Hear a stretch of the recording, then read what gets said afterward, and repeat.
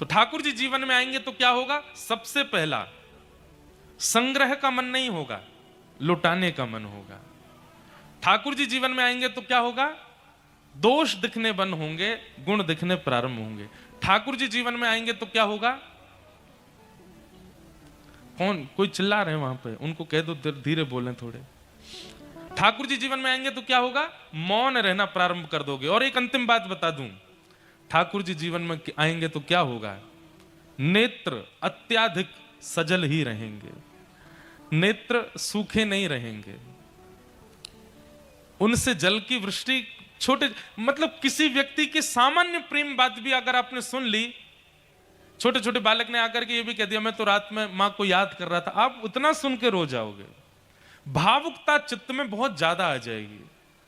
किसी की सहज वार्ता, किसी के सहज व्यवहार, सहज भाव को सुनकर के आपको रुदन हो जाएगा। समझ जाओ ठाकुर जी जीवन में आ गए। आप कहेंगे महाराज जी ये सब कहां लिखा है? स्वयं ठाकुर जी बता रहे हैं। वाग्गदगदा द्रवते यस्य चित्तम रुदत्यभीक्ष्णं हसति क्वचिच्च विलज्ज उद्गायत नृत्यते च मद्भक्ति युक्तो भुवनं पुनातु। वाग्गदगदा, जिसकी वाणी मेरे गुणानुवाद गाते गाते गदगद हो जाती हो।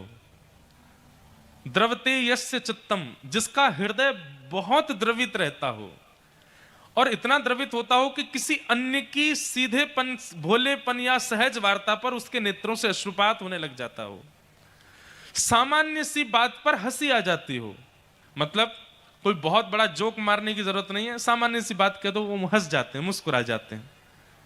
रुदत्य भिक्षणम हसति क्वचिच्च विलज्ज उद्गायत नृत्यते च, मेरा कीर्तन सुनते ही विलज्ज होके, निर्लज्ज होके कीर्तन में नृत्य करने लग जाते हैं।